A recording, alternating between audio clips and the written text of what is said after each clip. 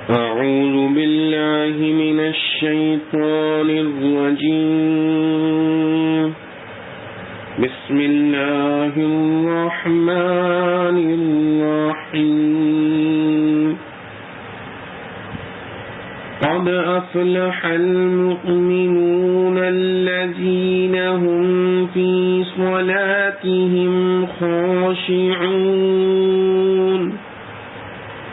والذين هم عن اللغو معرضون والذين هم للزكاة فاعلون والذين هم لفروجهم حافظون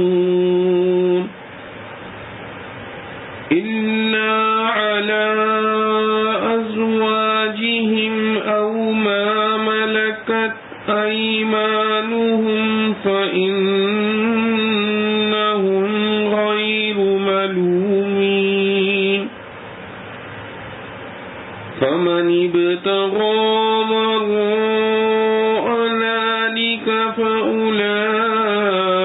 هم العادون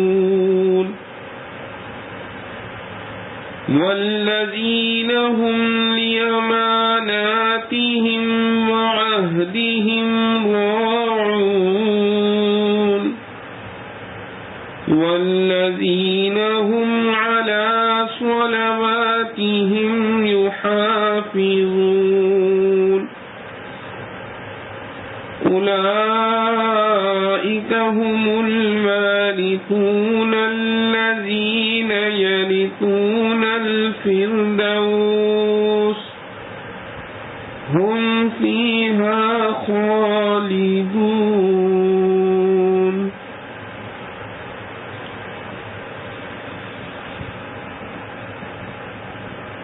شروع اللہ کے نام سے جو بے حد مہربان نہایت رحم والا ہے. سورۃ المؤمنون.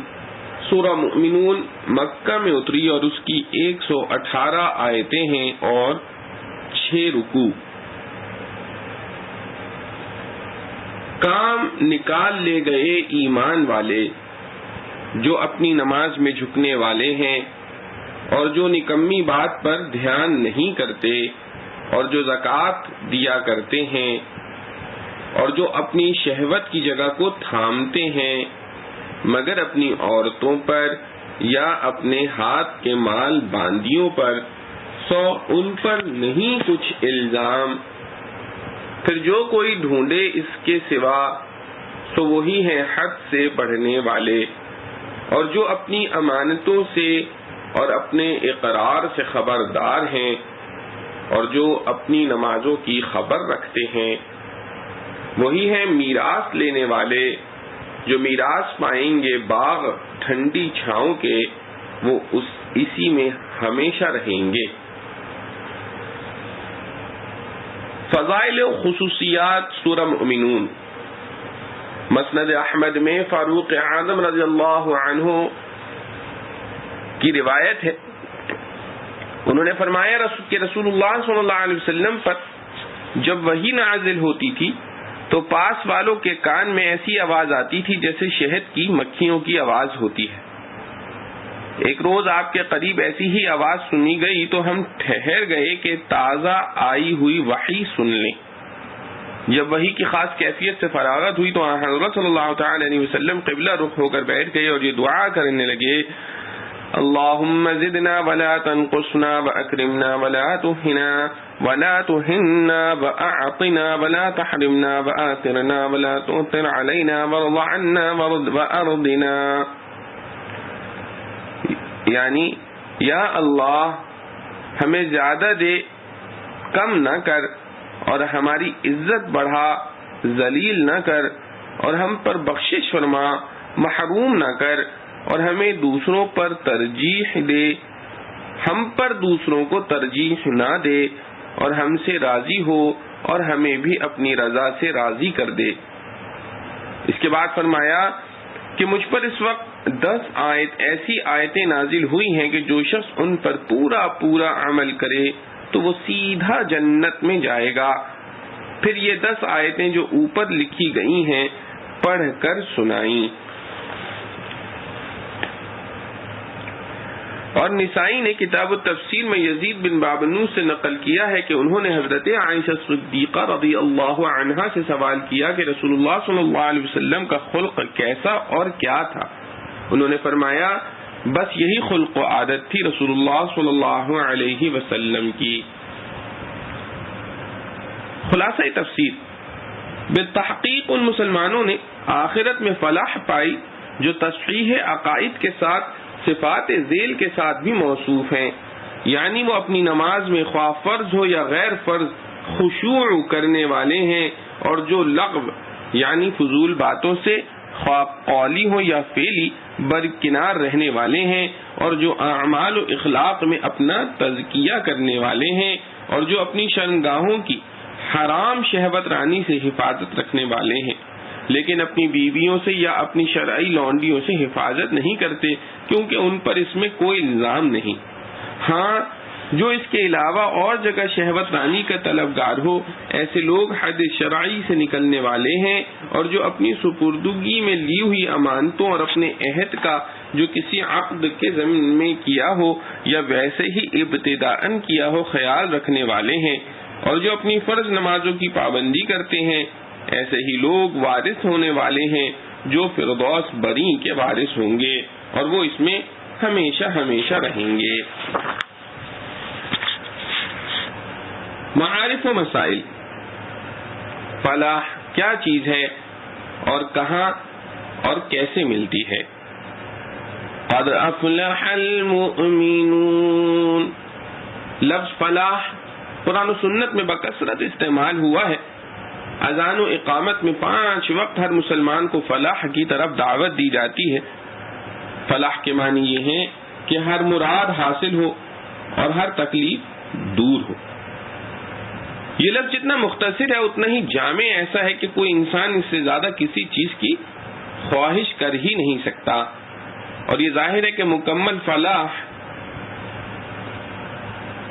کہ ایک مراد بھی ایسی نہ رہے جو پوری نہ ہو، اور ایک بھی تکلیف ایسی نہ رہے جو دور نہ ہو، یہ دنیا میں کسی بڑے سے بڑے انسان کے بس میں نہیں، چاہے دنیا کا سب سے بڑا بادشاہ ہفت اقلیم ہو یا سب سے بڑا رسول اور پیغمبر ہو۔ اس دنیا میں کسی کے لیے یہ ممکن نہیں کہ کوئی چیز خلاف طبع پیش نہ آئے، اور جو خواہش اس وقت دل میں پیدا ہو بلا تاخیر پوری ہو جائے۔ اگر اور بھی کچھ نہیں تو ہر نعمت کے لیے زوال اور فنا کا کھٹکا، اور ہر تکلیف کے واقع ہو جانے کا خطرہ اس سے کون خالی ہو سکتا ہے؟ اس سے معلوم ہوا کہ فلاح کامل تو ایسی چیز ہے جو اس ملک دنیا میں دستیاب ہی نہیں ہو سکتی، کیونکہ دنیا تو دار التکلیف والمحنت ہے، دنیا تو دار التکلیف والمحنت بھی ہے، اور اس کی کسی چیز کو بقا اور قرار بھی نہیں۔ یہ متاع گران نمایاں ایک دوسرے عالم میں ملتی ہے جس کا نام جنت ہے۔ وہی ایسا ملک ہے جس میں انسان کی ہر مراد ہر وقت بلا انتظار حاصل ہوگی۔ وَلَهُم مَّا يَدَّعُونَ، یعنی ان کو ملے گی ہر وہ چیز جو وہ چاہیں گے، اور وہاں کسی ادنا درجہ رنج و تکلیف کا گزر نہ ہوگا، اور ہر شخص یہ کہتا ہوا وہاں داخل ہوگا الحمدللہ الذی اذهب عنا الحزن ان ربنا لغفور شکور الذی احلنا دار المقامت من فضلہ، یعنی شکر ہے اللہ کا جس نے ہم سے غم دور کر دیا، بلا شبہ ہمارا رب معاف کرنے والا قدردان ہے، جس نے ہمیں اپنے فضل سے ایک مقام میں پہنچا دیا جس کی ہر چیز قائم و دائم ہے۔ اس آیت میں یہ بھی اشارہ موجود ہے کہ دار دنیا میں کوئی بھی ایسا نہ ہوگا جس کو کبھی کوئی رنج و غم نہ پہنچا ہو، اس لیے جنت میں قدم رکھتے ہوئے ہر شخص یہ کہے گا کہ اب ہمارا غم دور ہوا۔ قرآن کریم نے سورہ اعلی میں جہاں فلاح حاصل کرنے کا یہ نسخہ بتلایا کہ اپنے آپ کو گناہوں سے پاک کرے، قد افلح من تزکا، اس کے ساتھ ہی یہ بھی اشارہ فرما دیا کہ کامل فلاح کی جگہ اصل میں آخرت ہے، صرف دنیا سے دل لگانا طالب فلاح کا کام نہیں۔ فرمایا بل تؤثرون الحیاة الدنیا والآخرة خیر وابقا، یعنی تم لوگ دنیا ہی کو آخرت پر ترجیح دیتے ہو، حالانکہ آخرت بہتر بھی ہے کہ اسی میں ہر مراد حاصل اور ہر تکلیف دور ہو سکتی ہے، اور وہ باقی رہنے والی بھی ہے۔ خلاصہ یہ ہے کہ کامل و مکمل فلاح تو صرف جنت ہی میں مل سکتی ہے، دنیا اس کی جگہ ہی نہیں۔ البتہ اکثری حالات کے اعتبار سے فلاح یعنی بامراد ہونا اور تکلیفوں سے نجات پانا، یہ دنیا میں بھی اللہ تعالیٰ اپنے بندوں کو عطا فرما دیتے ہیں۔ آیات مذکورہ میں اللہ تعالیٰ نے فلاح پانے کا وعدہ ان مومنین سے کیا ہے جن میں وہ 7 صفات موجود ہو جن کا ذکر ان آیات کے اندر آیا ہے۔ یہ فلاح عام اور شامل ہے جس میں آخرت کی کامل مکمل فلاح بھی داخل ہے، اور دنیا میں جس قدر فلاح حاصل ہونا ممکن ہے وہ بھی۔ یہاں ایک سوال یہ پیدا ہو سکتا ہے کہ صفات مذکورہ کے حامل مومنین کو آخرت کی کامل فلاح ملنا تو سمجھ میں آتا ہے، لیکن دنیا میں فلاح تو بظاہر کفار فجار کا حصہ بنی ہوئی ہے، اور ہر زمانے کے انبیاء اور ان کے بعد کے صلحاء امت عموماً تکلیفوں میں مبتلا رہے ہیں۔ مگر جواب اس کا ظاہر ہے کہ دنیا میں مکمل فلاح کا تو وعدہ نہیں کہ کوئی تکلیف پیش ہی نہ آوے، بلکہ کچھ نہ کچھ تکلیف تو یہاں پر صالح و متقی کو بھی اور کافر فاجر کو بھی پیش آنا ناگزیر ہے، اور یہی حال حصول مراد کا ہے کہ کچھ نہ کچھ یہ مقصد بھی ہر انسان کو، خواہ وہ صالح و متقی ہو خواہ کافر و بدکار ہو، حاصل ہوتا ہی ہے۔ پھر ان دونوں میں فلاح پانے والا کس کو کہا جائے تو اس کا اعتبار عواقب اور انجام پر ہے۔ دنیا کا تجربہ اور مشاہدہ شاہد ہے کہ جو اہل صلاح ان 7 اوصاف کے حامل اور ان سے متصف اور ان پر قائم ہیں، وہ دنیا میں وقتی تکلیف ان کو بھی پیش آ جائے مگر انجام کار ان کی تکلیف جلد دور ہوتی ہے اور مراد حاصل ہو جاتی ہے۔ ساری دنیا ان کی عزت کرنے پر مجبور ہوتی ہے، اور دنیا میں نیک نام انہی کا باقی رہتا ہے۔ جتنا دنیا کے حالات کا غور و انصاف سے مطالعہ کیا جائے گا، ہر دور، ہر زمانے، ہر خطے میں اس کی شہادتیں ملتی جائیں گی۔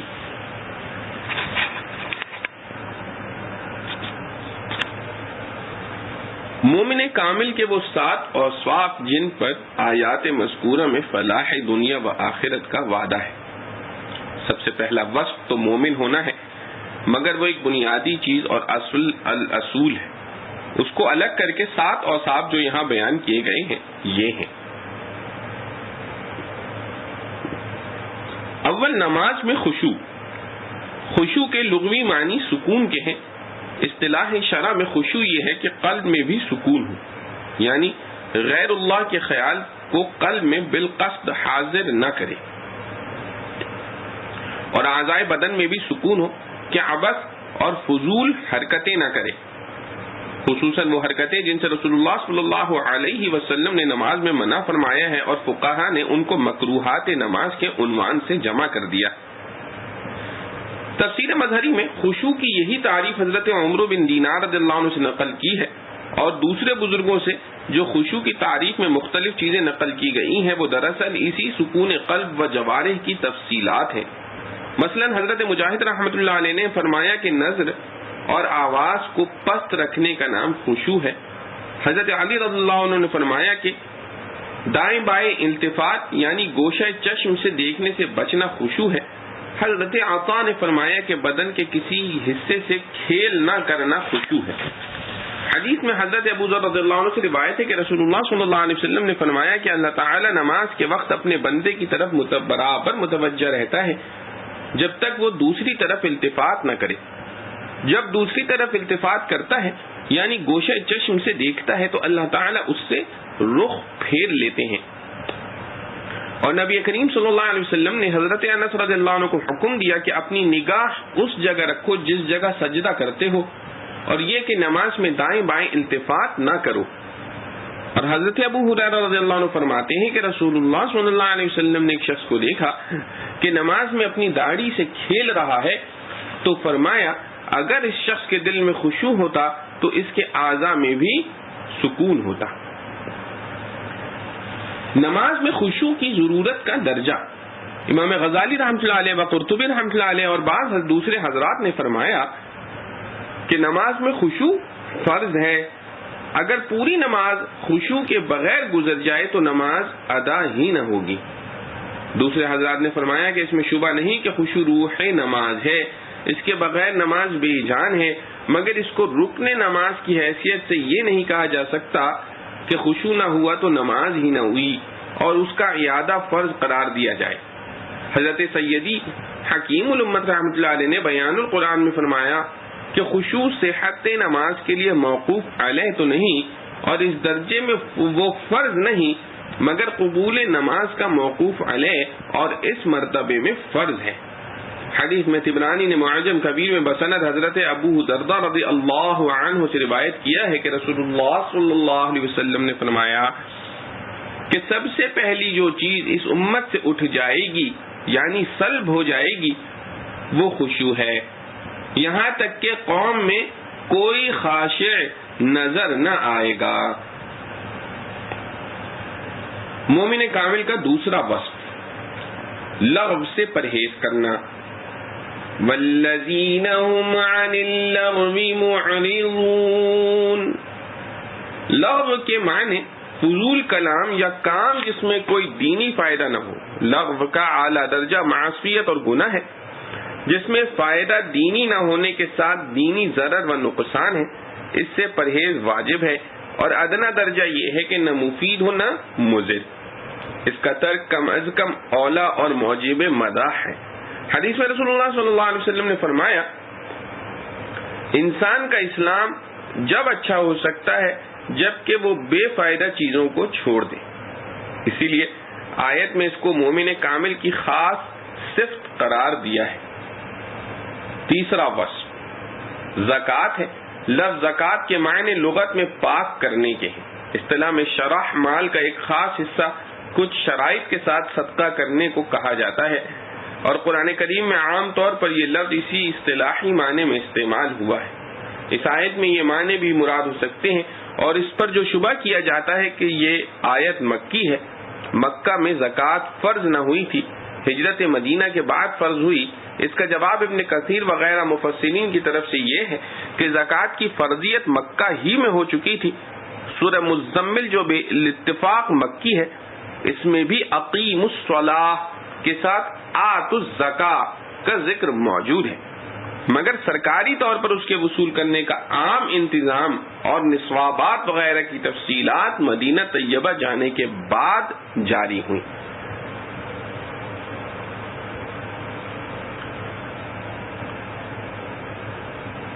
جن لوگوں نے زکوٰۃ کو مدنی احکام میں شمار کیا ہے ان کا یہی منشا ہے اور جن حضرات نے فرضیت زکوٰۃ کو مدینہ منورہ پہنچنے کے بعد کا حکم قرار دیا ہے انہوں نے اس جگہ زکوٰۃ کا مضمون عام لغوی معنی میں اپنے نفس کو پاک کرنا قرار دیا ہے. خلاصہ تفسیر میں بھی یہی لیا گیا ہے. اس معنی کے قرینہ اس آیت میں یہ بھی ہے کہ عام طور پر قرآن کریم میں جہاں زکوٰۃ فرض کا ذکر آیا ہے اس کو ایتاء الزکاۃ، یؤتون الزکاۃ اور آتوا الزکاۃ کے عنوان سے بیان کیا گیا. یہاں عنوان بدل کر للزکاۃ فاعلون فرمانا اس کا قرینہ ہے کہ یہاں زکوٰۃ کے وہ اصطلاحی معنی مراد نہیں، اس کے علاوہ فاعلون کا بے تکلف تعلق فعل سے ہوتا ہے اور زکوٰۃ اصطلاحی فعل نہیں بلکہ ایک حصہ مال ہے.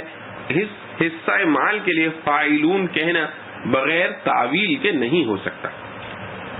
اگر آیت میں زکوٰۃ کے معنی اصطلاحی زکوٰۃ کے لیے جائیں تو اس کا فرض ہونا اور مومن کے لیے لازم ہونا کھلا ہوا معاملہ ہے، اور اگر مراد زکوٰۃ سے تزکیہ نفس ہے یعنی اپنے نفس کو رذائل سے پاک کرنا تو وہ بھی فرض ہی ہے، کیونکہ شرک، ریا، تکبر، حسد، بغض، حرص، بخل جن سے نفس کو پاک کرنا تزکیہ کہلاتا ہے یہ سب چیزیں حرام اور گناہ کبیرہ ہیں. نفس کو ان سے پاک کرنا فرض ہے.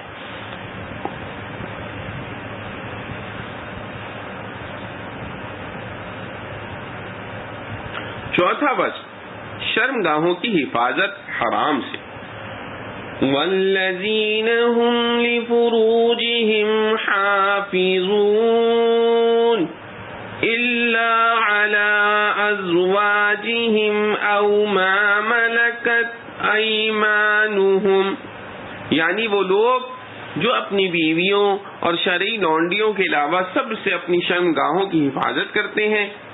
ان دونوں کے ساتھ شرعی ضابطے کے مطابق شہوت نفس پوری کرنے کے علاوہ اور کسی سے کسی ناجائز طریقے پر شہوت رانی میں مبتلا نہیں ہوتے. اس آیت کے ختم پر ارشاد فرمایا فَإِنَّهُمْ غَيْرُ مَلُومِينَ، یعنی شرعی قاعدے کے مطابق اپنی بیوی یا لونڈی سے شہوت نفس کو تسکین دینے والوں پر کوئی ملامت نہیں. اس میں اشارہ ہے کہ اس ضرورت کو ضرورت کے درجے میں رکھنا ہے، مقصد زندگی بنانا نہیں. اس کا درجہ اتنا ہی ہے کہ جو ایسا کرے، اس کا درجہ اتنا ہی ہے کہ جو ایسا کرے وہ قابل ملامت نہیں. واللہ اعلم. فمن ابتغى وراء ذلك فأولئك هم العادون، یعنی منکوحہ بیوی یا شرعی قاعدے سے حاصل شدہ لونڈی کے ساتھ شرعی قاعدے کے مطابق قضاء شہوت کے علاوہ اور کوئی بھی صورت شہوت پورا کرنے کی حلال نہیں. اس میں زنا بھی داخل ہے، اور جو عورت شرعاً اس پر حرام ہے اس سے نکاح بھی بحکم زنا ہے. اور اپنی بیوی یا لونڈی سے حیض و نفاس کی حالت میں یا غیر فطری طور پر جمع کرنا بھی اس میں داخل ہے، یعنی کسی مرد یا لڑکے سے یا کسی جانور سے شہوت پوری کرنا بھی. اور جمہور کے نزدیک استمناء بالید یعنی اپنے ہاتھ سے منی خارج کر لینا بھی اس میں داخل ہے. از تفسیر بیان القرآن، قرطبی، بحر محیط وغیرہ. پانچواں وصف امانت کا حق ادا کرنا. والذین هم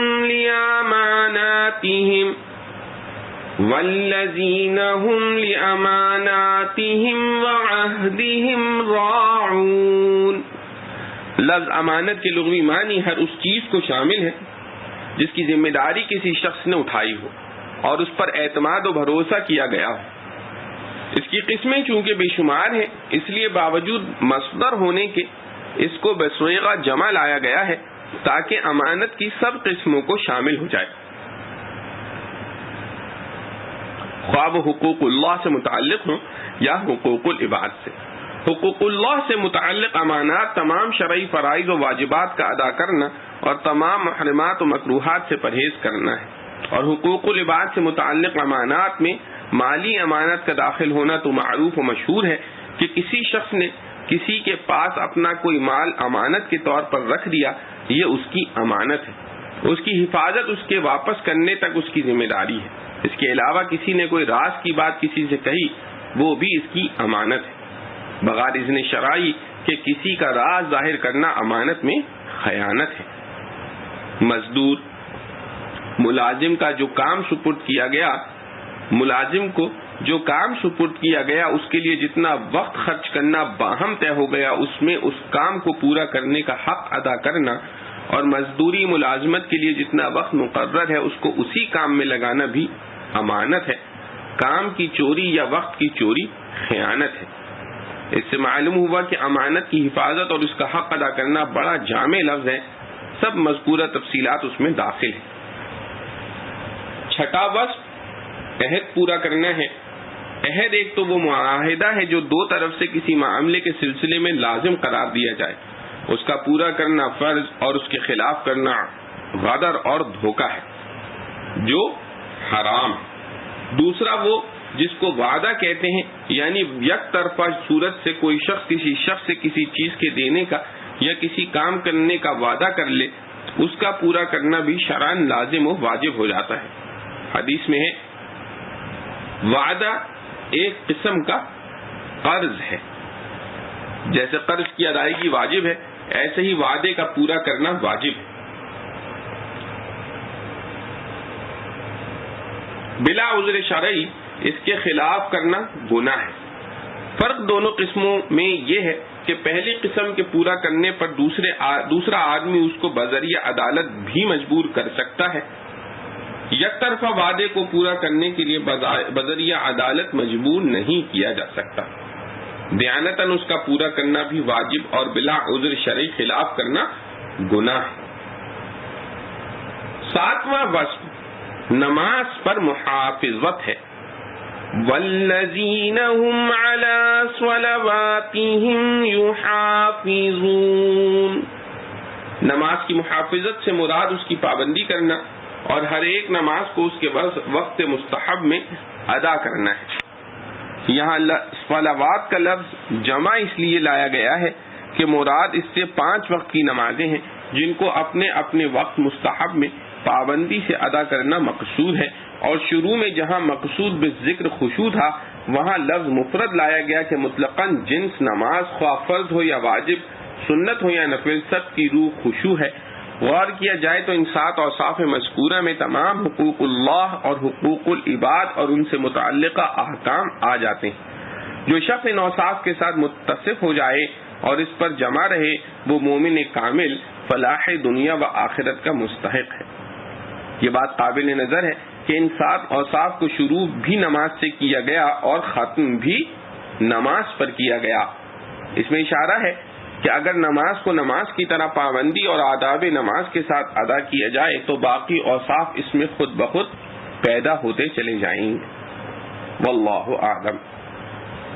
اولئک هم الوارثون الذین یرثون الفردوس. اوصاف مذکورہ کے حامل لوگوں کو اس آیت میں جنت الفردوس کا وارث فرمایا ہے. لفظ وارث میں اشارہ اس طرف ہے کہ جس طرح مورث کا مال اس کے وارث کو پہنچنا قطعی اور لازمی ہے، اسی طرح ان اوصاف والوں کا جنت میں داخلہ یقینی ہے.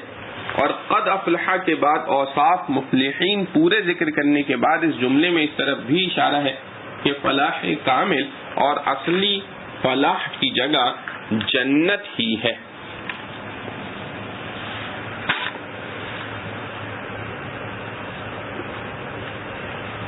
وَلَقَدْ خَلَقْنَا الْإِنسَانَ مِنْ سُلَالَةٍ مِنْ طِينٍ ثُمَّ جَعَلْنَاهُ نُطْفَةً فِي قَرَارٍ مَكِينٍ ثُمَّ خَلَقْنَا النُّطْفَةَ علقة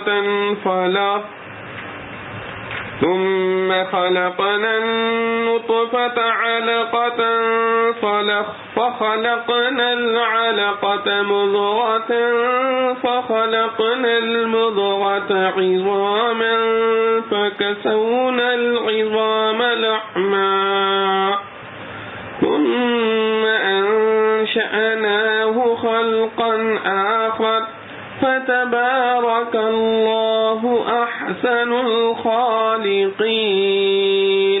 ثم إنكم بعد ذلك لميتون ثم إنكم يوم القيامة تبعثون.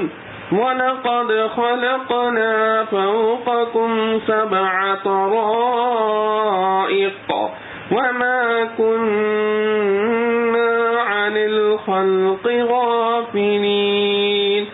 وَأَنزَلْنَا مِنَ السَّمَاءِ مَاءً بِقَدَرٍ فَأَسْكَنَّاهُ فِي الْأَرْضِ وَإِنَّا عَلَى ذَهَابٍ بِهِ لَقَادِرُونَ.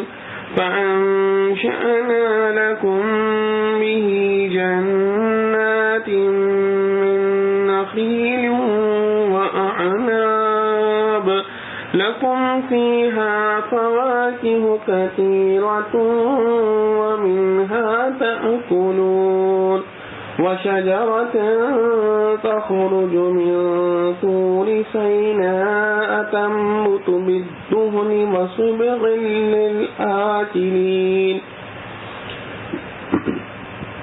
وَإِنَّ لَكُمْ فِي الْأَنْعَامِ لَعِبْرَةً نُسْقِيكُم مِّمَّا فِي بُطُونِهَا وَلَكُمْ فِيهَا مَنَافِعُ كَثِيرَةٌ وَمِنْهَا تَأْكُلُونَ وَعَلَيْهَا وَعَلَى الْفُلْكِ تُحْمَلُونَ.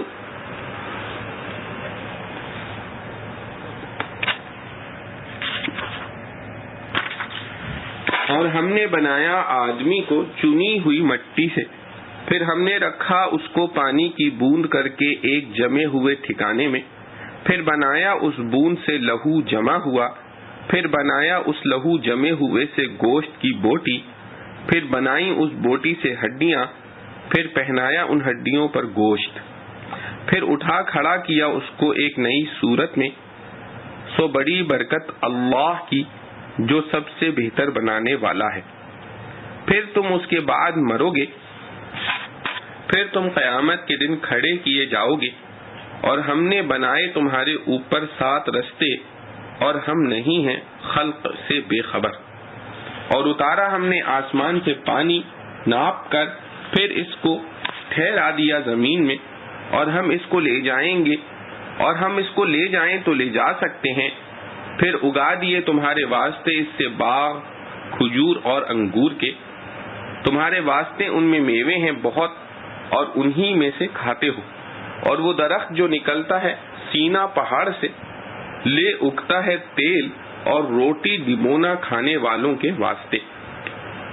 اور تمہارے لیے چوپایوں میں دھیان کرنے کی بات ہے، پلاتے ہیں ہم تم کو ان کے پیٹ کی چیز سے، اور تمہارے لیے ان میں بہت فائدے ہیں.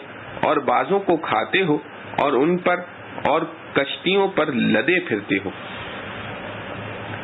خلاصہ تفسیر.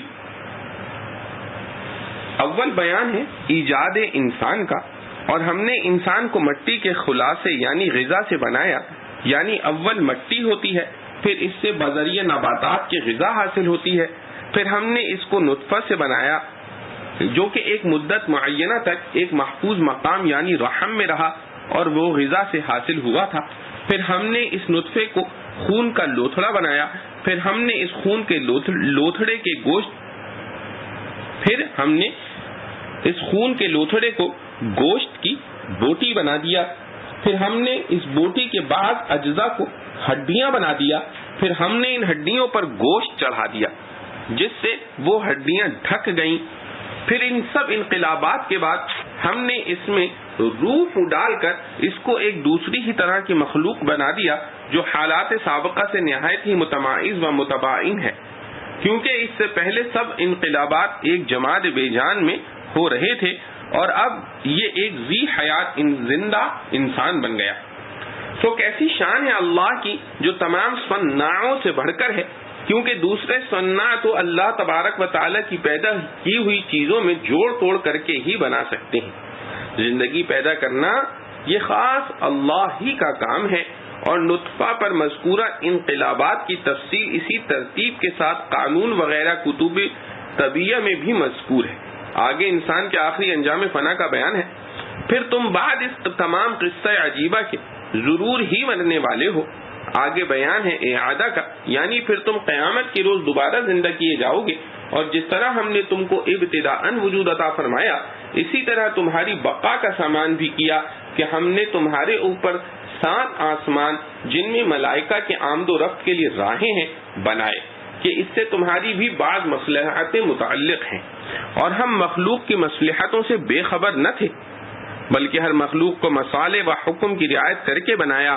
اور ہم نے انسان کی بقا اور نشو و نما کے لیے آسمان سے مناسب مقدار کے ساتھ پانی برسایا. پھر ہم نے اس کو مدت تک زمین میں ٹھہرایا. چنانچہ کچھ پانی تو زمین کے اوپر رہتا ہے اور کچھ اندر اتر جاتا ہے جو وقتاً فوقتاً نکلتا رہتا ہے. اور ہم جس طرح اس کے برسانے پر قادر ہیں اسی طرح اس پانی کے معدوم کر دینے پر بھی قادر ہیں، خواہ ہوا کی طرح مستحیل کر کے، خواہ اتنی دور زمین کی گہرائی میں اتار کر کہ آلات کے ذریعے سے نہ نکال سکو مگر ہم نے باقی رکھا. پھر ہم نے اس پانی کے ذریعے سے باغ پیدا کیے کھجوروں کے اور انگوروں کے تمہارے واسطے. ان کھجوروں انگوروں میں بکثرت میوے بھی ہیں، جبکہ ان کو تازہ کھایا جاوے تو میوہ سمجھا جاتا ہے، اور ان میں سے جو بچا کر خشک کر کے رکھ لیا جاتا ہے اس کو بطور غذا کے کھاتے بھی ہو. اور اسی پانی سے ایک زیتون کا درخت بھی ہم نے پیدا کیا جو کہ طور سینا میں بکثرت پیدا ہوتا ہے، جو اگتا ہے تیل لیے ہوئے اور کھانے والوں کے لیے سالن لیے ہوئے. یعنی اس کے پھل سے دونوں فوائد حاصل ہوتے ہیں، خواہ روشن کرنے کے اور مالش کرنے کے کام میں لاؤ، خواہ اس میں روٹی ڈبو کر کھاؤ. یہ سامان مذکور پانی اور نباتات سے تھا، اور آگے حیوانات کے ذریعے انسان کے منافع اور آسانیوں کا بیان ہے کہ تمہارے لیے مواشی میں بھی غور کرنے کا موقع ہے کہ ہم تم کو ان کے جوف میں کی چیز یعنی دودھ پینے کو دیتے ہیں، اور تمہارے لیے ان میں اور بھی بہت سے فائدے ہیں کہ ان کے بال اور اون کام آتی ہے، اور نیز ان میں سے بعض کو کھاتے بھی ہو، اور ان میں جو بار برداری کے قابل ہیں ان پر اور کشتی پر لدے پھرتے بھی ہو. معارف و مسائل. پچھلی آیات میں انسان کی فلاح دنیا و آخرت کا طریقہ اللہ تعالی کی عبادت اور اس کے احکام کی تعمیل میں اپنے ظاہر و باطن کو پاک رکھنے اور تمام انسانوں کے حقوق ادا کرنے سے بیان کیا گیا تھا. ایک آیات مذکورہ میں اللہ جل شانہ کی قدرت کاملہ اور بنی نوع انسان کی تخلیق میں اس کے مظاہر خاص کا ذکر ہے، جس سے واضح ہو جائے کہ انسان جس کو عقل و شعور ہو وہ اس کے سوا کوئی دوسرا راستہ اختیار کر ہی نہیں سکتا. وَلَقَدْ خَلَقْنَا الْإِنسَانَ مِنْ سُلَالَةٍ مِنْ طِينٍ. سلالہ بمعنی خلاصہ اور طین گیلی مٹی، جس کے معنی یہ ہے کہ زمین کی مٹی کے خاص اجزاء نکال کر اس سے انسان کو پیدا کیا گیا. انسان کی تخلیق کی ابتدا حضرت آدم علیہ السلام سے اور ان کی تخلیق اس مٹی کے خلاصے سے ہوئی، اس لیے ابتدائی تخلیق کو مٹی کی طرف منسوب کیا گیا. اس کے بعد ایک انسان کا نطفہ دوسرے انسان کی تخلیق کا سبب بنا. اگلی آیت میں اسی کا بیان ثم جعلناہ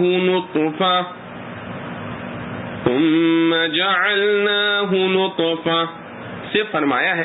مطلب یہ ہے کہ ابتدائی تخلیق مٹی سے ہوئی، پھر آگے سلسلہ تخلیق اسی مٹی کے جز لطیف یعنی نطفے سے جاری کر دی گئی. جمہور مفسرین نے آیت مذکورہ کی تفسیر یہی لکھی ہے، اور یہ بھی کہا جا سکتا ہے کہ سلالۃ من طین سے مراد بھی نطفہ انسانی ہو، کیونکہ وہ غذا سے پیدا ہوتا ہے اور غذا انسانی مٹی سے بنتی ہے. واللہ اعلم.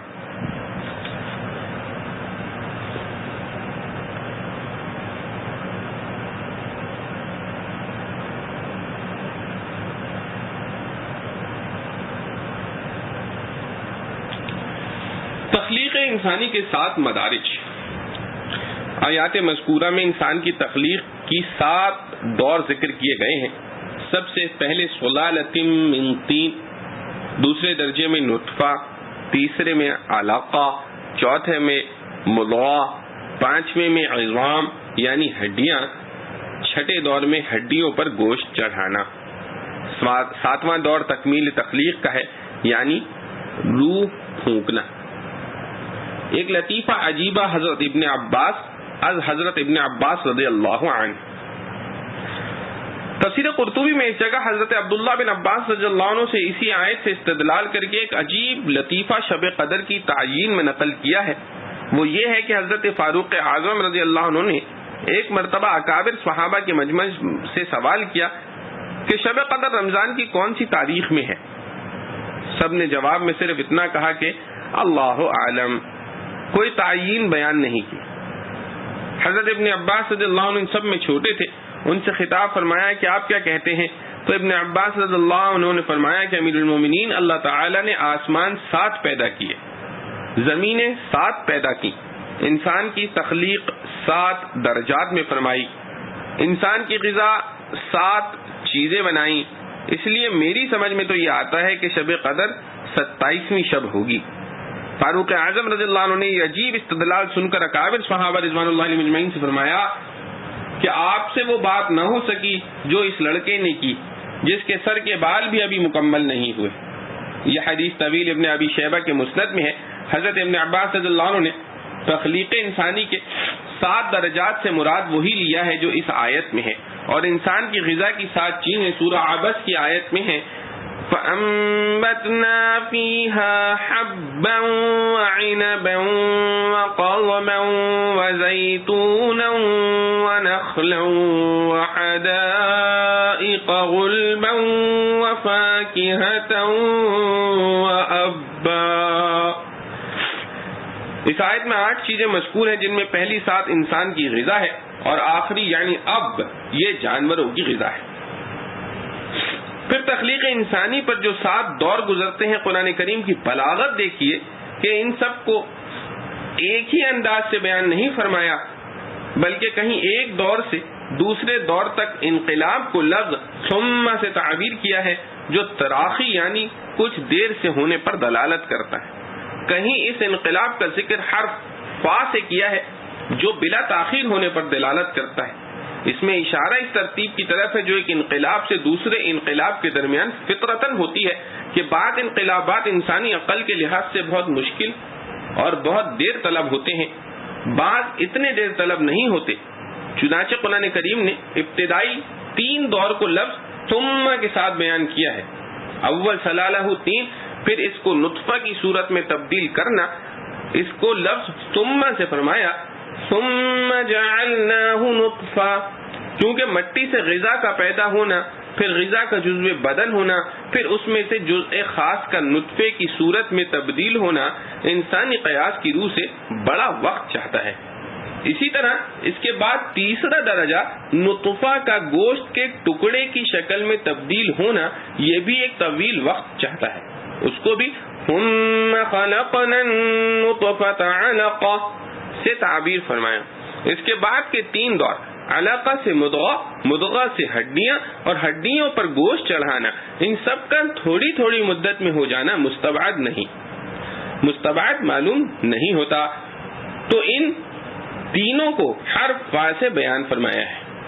پھر آخری دور میں جو نفخ روح اور زندگی پیدا کرنے کا ہے، اس میں کو بھی لفظ ثم سے تعبیر فرمایا، کیونکہ ایک غیر ذی روح جماعت میں روح اور حیات پیدا کرنا قیاس عقل میں بڑی مدت چاہتا ہے، اس لیے یہاں پھر لفظ ثم لایا گیا. خلاصہ یہ ہے کہ ایک دور سے دوسرے دور کی طرف انقلاب جن صورتوں میں انسانی عقل و قیاس کے مطابق دیر طلب اور مدت کا کام تھا، وہاں لفظ ثم سے اس کی طرف اشارہ کر دیا گیا، اور جہاں عام انسانی قیاس کی روح سے زیادہ مدت درکار نہیں تھی، وہاں حرف فا سے تعبیر کر کے اس کی طرف اشارہ کر دیا گیا. اس لیے اس پر اس حدیث سے شبہ نہیں ہو سکتا جس میں یہ بیان فرمایا ہے کہ ہر دور سے دوسرے دور تک منقلب ہونے میں 40 دن صرف ہوتے ہیں، کیونکہ یہ اللہ تعالیٰ کی قدرت کاملہ کا کام ہے جو انسانی قیاس کے تابع نہیں.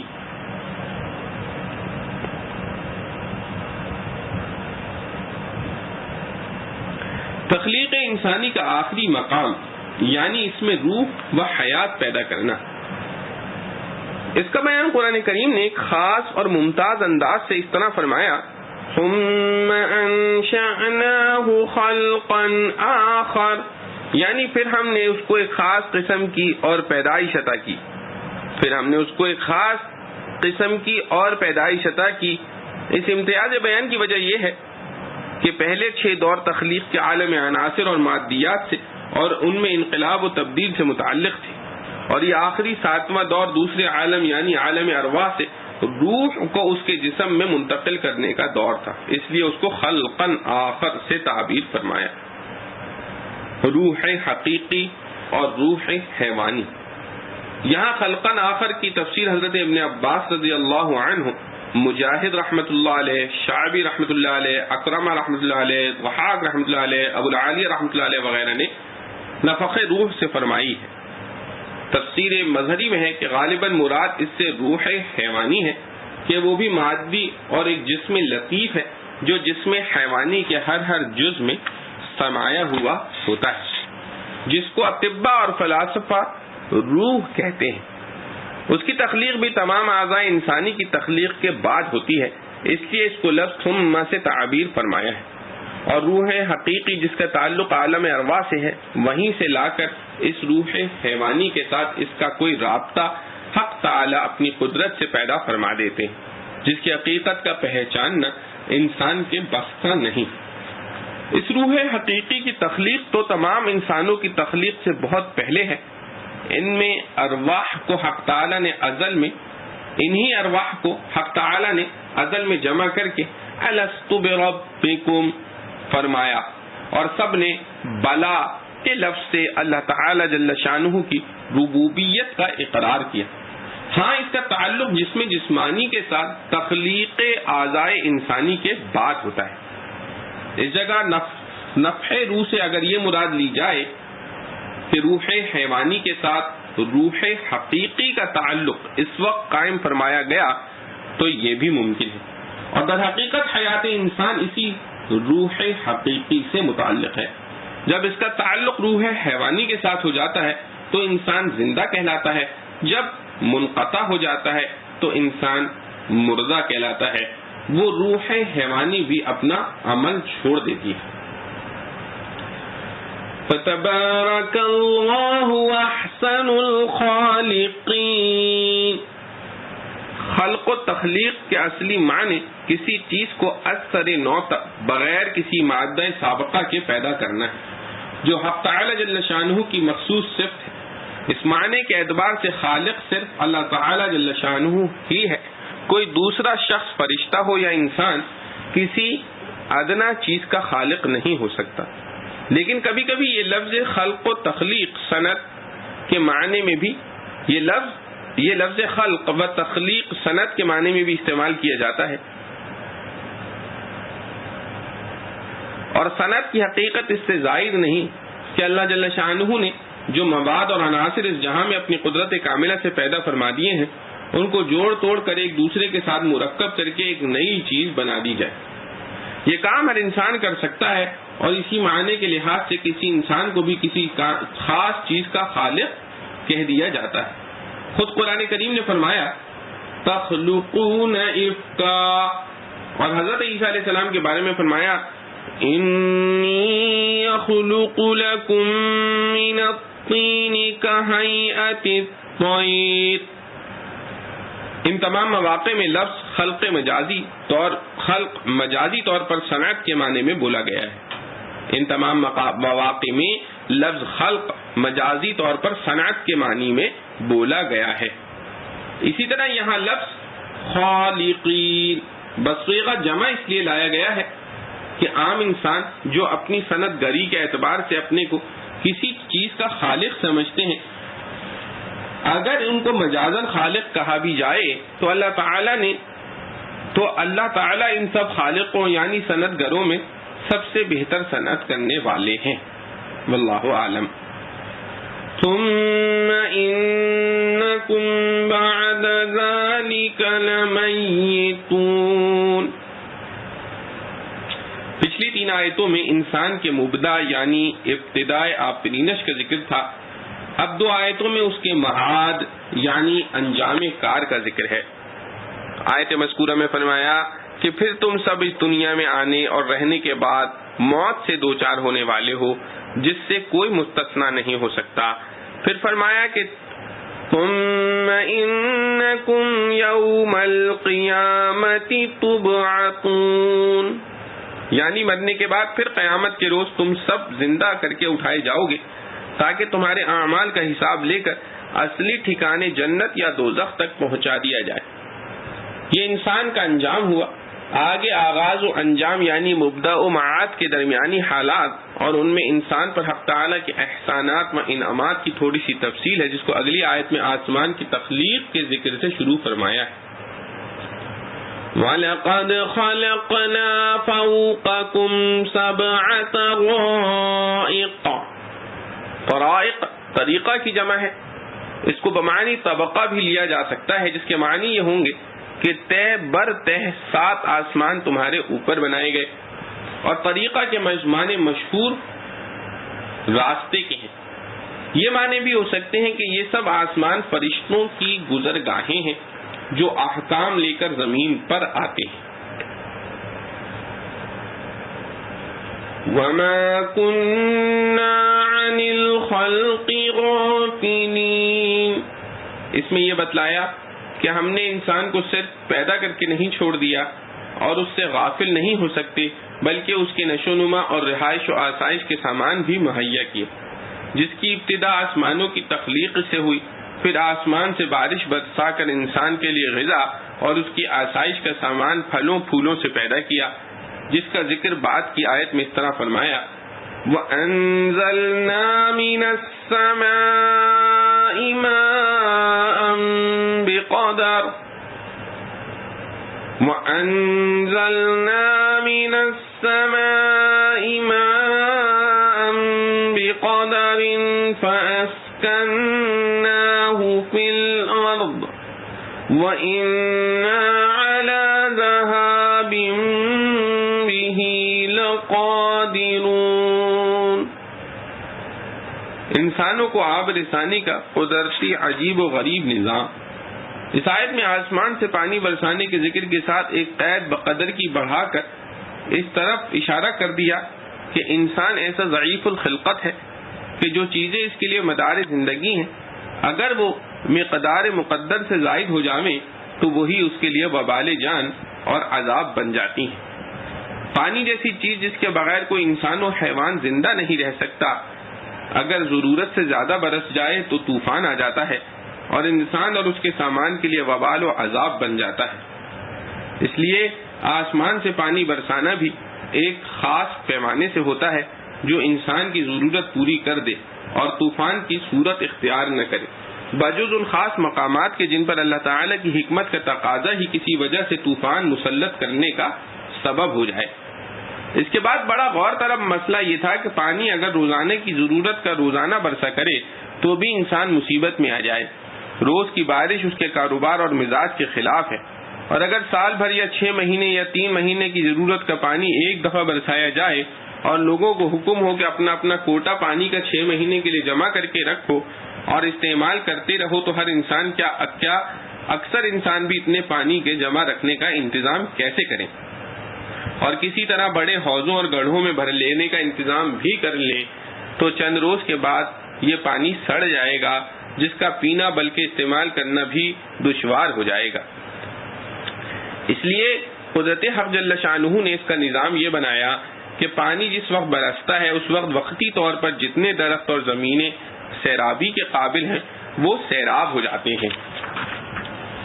پھر زمین کے مختلف تالابوں اور حوضوں اور قدرتی گڑھوں میں یہ پانی جمع رہتا ہے جس کو انسان اور جانور ضرورت کے وقت استعمال کرتے ہیں. مگر ظاہر ہے یہ پانی چند روز میں ختم ہو جاتا ہے. دائمی طور پر روزانہ انسان کو تازہ پانی کس طرح پہنچے جو ہر خطے کے باشندوں کو مل سکے؟ اس کا نظام قدرت نے یہ بنایا کہ پانی کا بہت حصہ برف کی صورت میں ایک بحر منجمد بنا کر پہاڑوں کے سروں پر ایسی پاک صاف فضا میں رکھ دیا جہاں نہ گرد و غبار کی رسائی نہ کسی آدمی اور جانور کی، اور جس میں نہ سڑنے کا امکان ہے نہ اس کے ناپاک یا خراب ہونے کی کوئی صورت ہے. پھر یہ برف کا پانی آہستہ آہستہ رس کر پہاڑوں کی رگوں کے ذریعے زمین کے اندر پھیلتا ہے اور یہ قدرتی پائپ لائن پوری زمین کے گوشے گوشے میں پہنچ جاتی ہے، جہاں سے کچھ تو چشمے خود پھوٹ نکلتے ہیں اور ندی نالے اور نہروں کی شکل میں زمین پر بہنے لگتے ہیں. تازہ بتازہ جاری پانی کا روڑوں انسانوں اور جانوروں کو سیراب کرتا ہے، اور کچھ یہی پہاڑی برف سے بہنے والا پانی زمین کی تہ میں اتر کر نیچے نیچے بہتا رہتا ہے اور اس کو کنواں کھود کر ہر جگہ نکالا جا سکتا ہے. قرآن کریم کی آیت مذکورہ میں اس پورے نظام کو ایک لفظ فَأَسْكَنَّاهُ فِي الْأَرْضِ سے بیان فرما دیا ہے. آخر میں اس طرف بھی اشارہ کر دیا کہ زمین کی تہ سے جو پانی کنووں کے ذریعے نکالا جاتا ہے یہ بھی قدرت کی طرف سے آسانی ہے کہ بہت زیادہ گہرائی میں نہیں بلکہ تھوڑی گہرائی میں یہ پانی رکھا گیا ہے، ورنہ یہ بھی ممکن تھا، بلکہ پانی کی طبعی خاصیت کا تقاضا یہی تھا کہ یہ پانی زمین کی گہرائی میں اترتا چلا جاتا جہاں تک انسان کی رسائی ممکن نہیں. اسی مضمون کو آیت کے آخری جملے میں ارشاد فرمایا وَإِنَّا عَلَى ذَهَابٍ بِهِ لَقَادِرُونَ. آگے پانی کے ذریعے پیدا ہونے والی خاص چیزوں کو عرب کے مزاج و مذاق کے مطابق ذکر فرمایا کہ کھجور اور انگور کے باغات اس سے پیدا ہوئے، اور دوسرے پھلوں کو ایک عام لفظ میں جمع کر کے ذکر فرمایا لَكُمْ فِيهَا فَوَاكِهُ كَثِيرًا، یعنی ان باغات میں تمہارے لیے کھجور انگور کے علاوہ ہزاروں قسم کے پھل پیدا کیے جن کو تم محض تفریحی اور شوقیہ طور پر بھی کھاتے ہو، اور ان میں سے بعض پھلوں کا ذخیرہ کر کے تمہاری مستقل غذا بھی ان سے تیار ہوتی ہے۔ وَمِنْهَا تَأْكُلُونَ کا یہی مطلب ہے۔ آگے خصوصیت ہے زیتون اور اس کے تیل کے پیدا کرنے کا ذکر فرمایا کیونکہ اس کے منافع بے شمار ہیں، اور چونکہ زیتون کے درخت کوہ طور پر زیادہ پیدا ہوتے ہیں اس لیے اس کی طرف نسبت کر دی گئی۔ وَشَجَرَةً تَخْرُجُ مِن طُورِ سَيْنَاءَ، سینا اور سینین اس مقام کا نام ہے، سینا اور سینین اس مقام کا نام ہے جس میں کوہ طور واقع ہے۔ زیتون کا تیل کی ضروریات مثلا بدن کی مالش اور چراغ میں جلانے کے کام بھی آتا ہے، اور کھانے میں سالن کا بھی کام دیتا ہے۔ اسی کو فرمایا تنبت بالدهن وصبغ للآکلین، زیتون کے درخت کے لیے کوہ طور کی خصوصیت یہ ہے کہ یہ درخت سب سے پہلے کوہ طور ہی پر پیدا ہوا ہے، اور بعض نے کہا کہ طوفان نوح کے بعد سب سے پہلا درخت جو زمین پر اگا ہے وہ زیتون تھا۔ اس کے بعد ان نعمتوں کا ذکر فرمایا جو اللہ تعالیٰ نے جانوروں چوپایوں کے ذریعے انسان کو عطا فرمائی، تاکہ انسان ان سے عبرت حاصل کرے اور حق تعالیٰ کی قدرت کاملہ اور رحمت کاملہ پر استدلال کر کے توحید و عبادت میں مشغول ہو۔ اسی لیے فرمایا وَإِنَّ لَكُمْ فِي الْأَنْعَامِ لَعِبْرَةً، یعنی تمہارے لیے چوپایا جانوروں میں ایک عبرت و نصیحت ہے۔ آگے اس کی کچھ تفصیل اس طرح بتلائی نُسْقِيكُم مِّمَّا فِي بُطُونِهَا، کہ ان جانوروں کے پیٹ میں ہم نے تمہارے لیے پاکیزہ دودھ تیار کیا جو انسان کی بہترین غذا ہے۔ اور پھر فرمایا کہ صرف دودھ ہی نہیں، ان جانوروں میں تمہارے لیے بہت سے بے شمار منافع اور فوائد ہیں۔ وَلَكُمْ فِيهَا مَنَافِعُ كَثِيرَةٌ، غور کرو تو جانوروں کے جسم کا ایک جز رواں انسان کے کام آتا ہے، اور اس سے انسان کی معیشت کے لیے بے شمار قسم کے سامان تیار ہوتے ہیں۔ جانوروں کے بال، ہڈی، آنتیں، پٹھے اور سبھی اجزاء سے انسان اپنی معیشت کے کتنے سامان بناتا اور تیار کرتا ہے، اس کا شمار بھی مشکل ہے۔ ان بے شمار منافع کے علاوہ ایک بڑا نفع یہ بھی ہے کہ ان میں سے جو جانور حلال ہیں ان کا گوشت بھی انسان کی بہترین غذا ہے۔ وَمِنْهَا تَأْكُلُونَ، آخر میں ان جانوروں کا ایک اور عظیم فائدہ ذکر کیا گیا کہ تم ان پر سوار بھی ہوتے ہو اور بار برداری کا بھی ان سے کام لیتے ہو۔ اس آخری فائدے میں چونکہ جانوروں کے ساتھ دریا میں چلنے والی کشتیاں بھی شریک ہیں کہ سواری اور بار برداری کا کام ان سے نکلتا ہے، اس لیے کشتیوں کو بھی اس کے ساتھ ذکر فرمایا۔ وَعَلَيْهَا وَعَلَى الْفُلْكِ تُحْمَلُونَ، فلک یعنی کشتیوں ہی کے حکم میں وہ تمام سواریاں بھی ہیں جو پہیوں کے ذریعے چلنے والی ہیں۔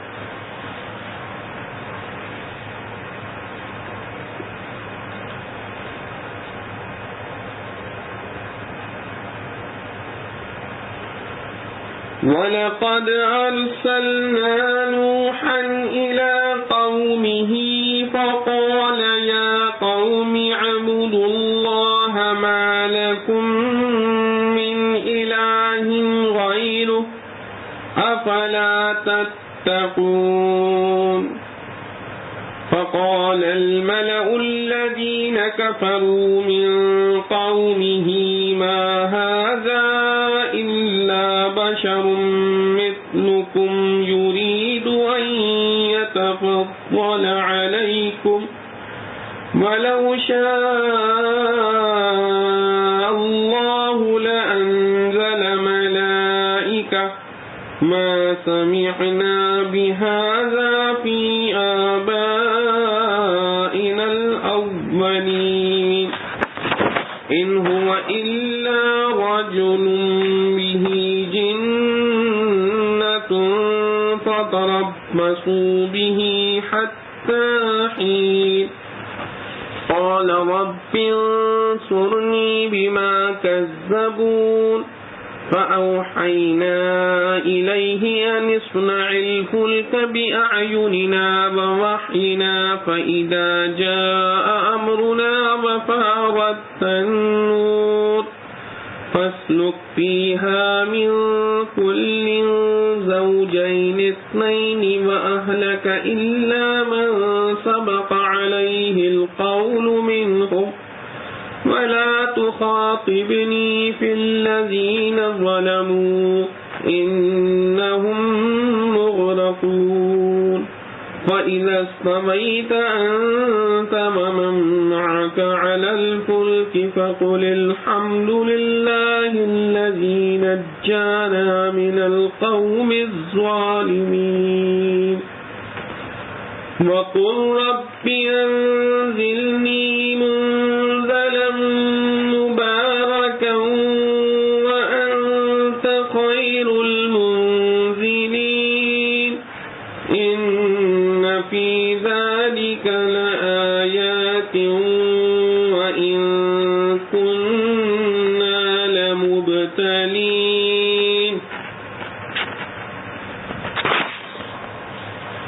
اور ہم نے بھیجا نوح کو اس کی قوم کے پاس تو اس نے کہا اے قوم بندگی کرو اللہ کی، تمہارا کوئی حاکم نہیں اس کے سوائے، کیا تم ڈرتے نہیں؟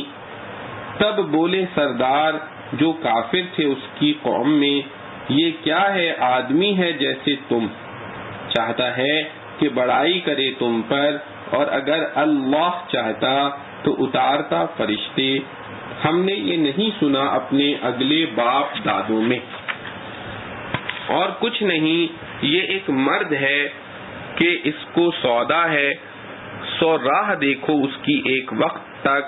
بولا اے رب تو مدد کر میری کہ انہوں نے مجھ کو جھٹلایا. پھر ہم نے حکم بھیجا اس کو کہ بنا کشتی ہماری آنکھوں کے سامنے اور ہمارے حکم سے. پھر جب پہنچے ہمارا حکم اور ابلے تنور تو ڈال لے کشتی میں ہر چیز کا جوڑا دو اور اپنے گھر کے لوگ، مگر جس کی قسمت میں پہلے سے ٹھہر چکی ہے بات، اور مجھ سے بات نہ کر ان ظالموں کے واسطے، بے شک ان کو ڈوبنا ہے. پھر جب چڑھ چکے تو اور جو تیرے ساتھ ہے کشتی پر، پھر جب چڑھ چکے تو اور جو تیرے ساتھ ہے کشتی پر، تو کہہ شکر اللہ کا جس نے چھڑایا ہم کو گنہگار لوگوں سے، اور کہہ اے رب اتار مجھ کو برکت کا اتارنا، اور تو ہے بہتر اتارنے والا. اس میں نشانیاں ہیں اور ہم ہیں جانچنے والے. خلاصہ تفسیر، اس سے پہلی آیتوں میں انسان کی تخلیق اور اس کی بقا و آسائش کے لیے مختلف قسم کے سامان پیدا کرنے کا ذکر تھا. آگے اس کی روحانی تربیت اور دینی فلاح کا جو انتظام فرمایا اس کا ذکر ہے. اور ہم نے نوح علیہ السلام کو ان کی قوم کی طرف پیغمبر کر کے بھیجا، سو انہوں نے اپنی قوم سے فرمایا کہ اے میری قوم اللہ ہی کی عبادت کیا کرو، اس کے سوا کوئی تمہارے لیے معبود بنانے کے لائق نہیں. اور جب یہ ایک بات ثابت ہے تو پھر کیا تم دوسروں کے معبود بنانے سے ڈرتے نہیں ہو؟ پس نوح علیہ السلام کی یہ بات سن کر ان کی قوم میں جو کافر رئیس تھے عوام سے کہنے لگے کہ یہ شخص بجز اس کے کہ تمہاری طرح کا ایک معمولی آدمی ہے اور کچھ رسول وغیرہ نہیں ہے. اس دعوے سے ان کا اصل مطلب یہ ہے کہ تم سے برتر ہو کر رہے، یعنی اس کا مقصد محض اپنی جاہ و عزت ہے. اور اگر اللہ کا رسول بھیجنا منظور ہوتا تو اس کام کے لیے فرشتوں کو بھیجتا. پس دعویٰ ان کا غلط ہے. اسی طرح ان کی دعوت کرنا توحید کی طرف یہ دوسری غلطی ہے، کیونکہ ہم نے یہ بات کہ اور کسی کو معبودیت قرار دو اپنے پہلے بڑوں میں کبھی نہیں سنی. بس یہ ایک آدمی ہے جس کو جنون ہو گیا ہے، اس واسطے ساری دنیا کے خلاف باتیں کرتا ہے کہ میں رسول ہوں اور معبود ایک ہے. سو ایک وقت خاص یعنی اس کے مرنے کے وقت تک اس کی حالت کا اور انتظار کر لو، آخر ایک وقت پہنچ کر ختم ہو جاوے گا اور سب پاپ کٹ جاوے گا. نوح علیہ السلام نے ان کے ایمان لانے سے مایوس ہو کر جناب باری تعالیٰ میں عرض کیا کہ اے میرے رب، ان سے میرا بدلہ لے بوجہ اس کے کہ انہوں نے مجھ کو جھٹلایا ہے. پس ہم نے ان کی دعا قبول کی اور ان کے پاس حکم بھیجا کہ تم کشتی تیار کر لو ہماری نگرانی میں اور ہمارے حکم سے کہ اب طوفان آئے گا اور تم اور مومنین اس کے ذریعے سے محفوظ رہو گے. پھر جس وقت ہمارا حکم عذاب کا قریب آ پہنچے اور علامت اس کی یہ ہے کہ زمین سے پانی ابلنا شروع ہو جاوے، تو اس وقت ہر قسم کے جانوروں میں سے جو کہ انسان کے کارآمد ہیں اور پانی میں زندہ نہیں رہ سکتے، جیسا بھیڑ، بکری، گائے، بیل، اونٹ، گھوڑا، گدھا وغیرہ، ایک ایک نر اور ایک ایک مادہ یعنی 2 عدد اس کشتی میں داخل کر لو اور اپنے گھر والوں کو بھی سوار کر لو، باستثناء اس کے جس پر ان میں سے غرق ہونے کا حکم نافذ ہو چکا ہے. یعنی آپ کے اہل و عیال میں جو کافر ہو اس کو مت سوار کرو، اور یہ سن لو کہ عذاب آنے کے وقت مجھ سے کافروں کی نجات کے بارے میں کچھ گفتگو مت کرنا، کیونکہ وہ سب غرق کیے جاویں گے. پھر جس وقت تم اور تمہارے ساتھی مسلمان کشتی میں بیٹھ چکو تو یوں کہنا کہ شکر ہے خدا کا جس نے ہم کو کافر لوگوں سے یعنی ان کے افعال سے اور ان کے وبال سے نجات دی. اور جب بات شروع ہونے طوفان کے کشتی سے زمین پر آنے لگو تو یوں کہنا کہ اے میرے رب، مجھ کو زمین پر برکت کا اتارنا اتاریو، یعنی اطمینان ظاہری و باطنی کے ساتھ رکھیو، اور آپ سب اپنے پاس بطور مہمانی کے اتارنے والوں سے اچھے ہیں. یعنی اور لوگ جو مہمان کو اتار لیتے ہیں وہ اپنے مہمان کی مقصد براری اور مصائب سے نجات پر قدرت نہیں رکھتے، آپ کو ان سب چیزوں پر قدرت ہے. اس واقعے مذکورہ میں اہل عقل کے لیے ہماری قدرت کی بہت سی نشانیاں ہیں، اور ہم یہ نشانیاں معلوم کرا کر اپنے بندوں کو آزماتے ہیں کہ دیکھیں کہ کون ان سے نفع اٹھاتا ہے، کون نہیں اٹھاتا.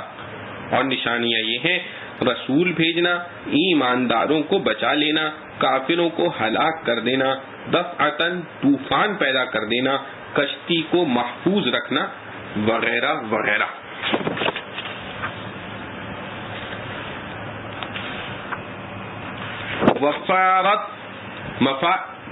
معارف و مسائل. وفارت تنور، تنور اس خاص جگہ کو بھی کہا جاتا ہے جو روٹی پکانے کے لیے بنائی جاتی ہے، اور یہی معنی مشہور و معروف ہے. دوسرے معنی میں تنور پوری زمین کے لیے بھی بولا جاتا ہے. خلاصہ تفسیر میں اسی معنی کے اعتبار سے ترجمہ کیا گیا ہے، اور بعض حضرات نے اس سے ایک خاص تنور روٹی پکانے والا مراد لیا ہے جو کوفہ کی مسجد میں اور بعض کے نزدیک ملک شام میں کسی جگہ تھا. اس تنور سے پانی ابلنے لگا. حضرت نوح علیہ السلام کے لیے طوفان کی علامت یہ قرار دی گئی تھی. حضرت نوح علیہ السلام اور ان کے طوفان اور کشتی کا واقعہ پچھلی صورتوں میں تفصیل سے گزر چکا ہے.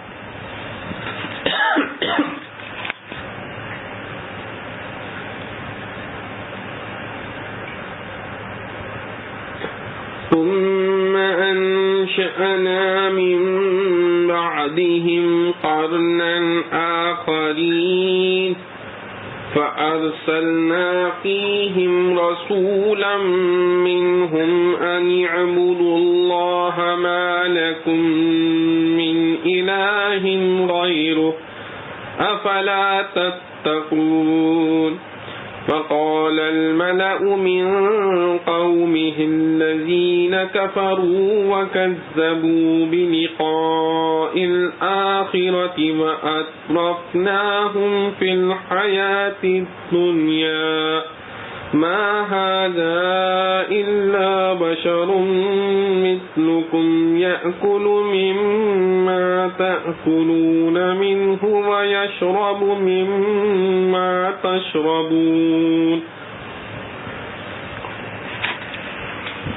وَلَئِنْ أَطَعْتُمْ بَشَرًا مِثْلَكُمْ إِنَّكُمْ إِذًا لَخَاسِرُونَ أَيَعِدُكُمْ أَنَّكُمْ إِذَا مِتُّمْ وَكُنْتُمْ تُرَابًا وَعِظَامًا أَنَّكُمْ مُخْرَجُونَ هيهات هيهات لما توعدون إن هو إلا حياتنا الدنيا نموت ونحيا وما نحن بمبعوثين إن هو إلا رجل افترى على الله كذبا وما نحن له بمؤمنين قال رب انصرني بما كذبون قال عما قليل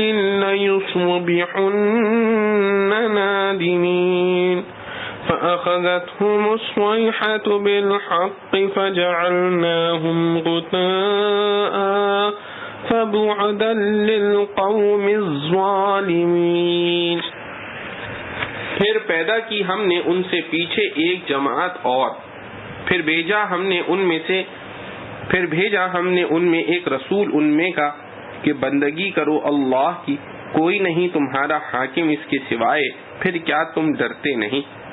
اور بولے سردار اس کی قوم کے جو کافر تھے اور جھٹلاتے تھے آخرت کی ملاقات کو، اور آرام دیا تھا ان کو ہم نے دنیا کی زندگی میں، اور کچھ نہیں، یہ ایک آدمی ہے جیسے تم، کھاتا ہے جس قسم سے تم کھاتے ہو اور پیتا ہے جس قسم سے تم پیتے ہو، اور کہیں تم چلنے لگے کہنے پر ایک آدمی کے اپنے برابر کے تو تم بے شک خراب ہوئے۔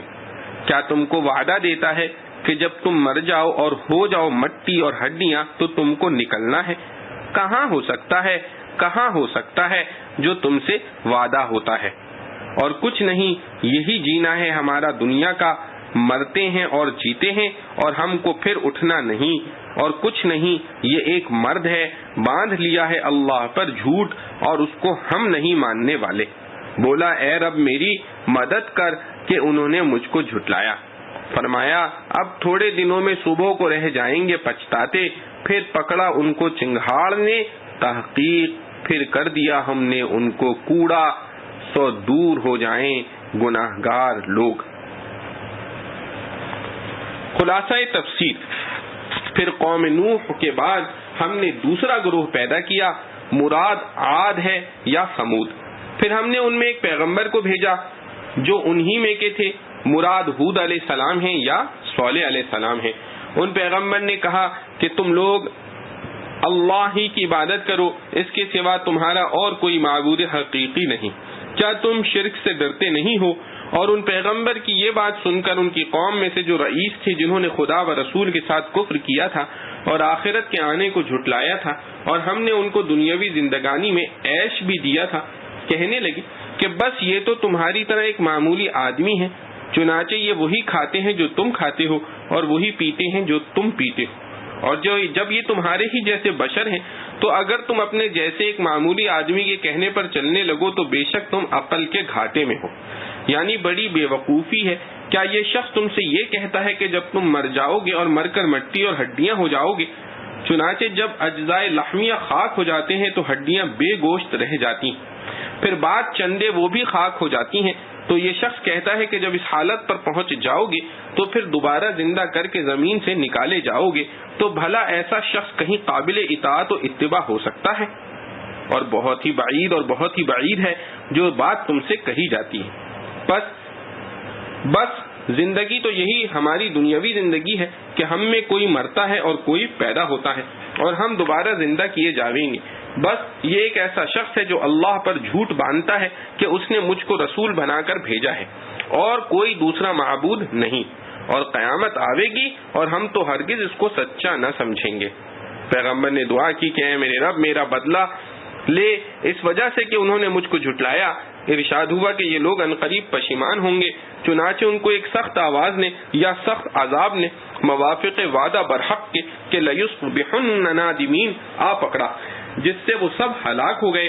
پھر ہلاک کرنے کے بعد ہم نے ان کو خس و خاشاک کی طرح پامال کر دیا۔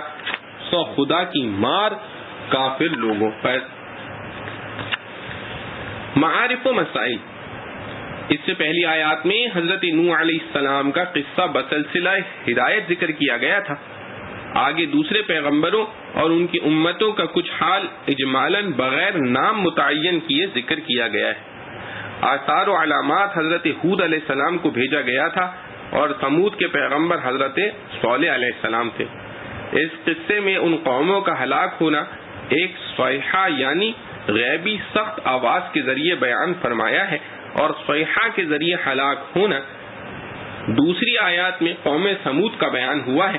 اس سے بعض حضرات نے فرمایا کہ ان آیات میں قرنن آخرین سے مراد ثمود ہے، مگر یہ بھی ہو سکتا ہے کہ صیحہ کا لفظ اس جگہ مطلق عذاب کے معنی میں لیا گیا ہو، تو پھر یہ قوم عاد کے ساتھ بھی لگ سکتا ہے۔ واللہ اعلم۔ ان هي الا حياتنا الدنيا نموت ونحيا وما نحن بمبعوثين۔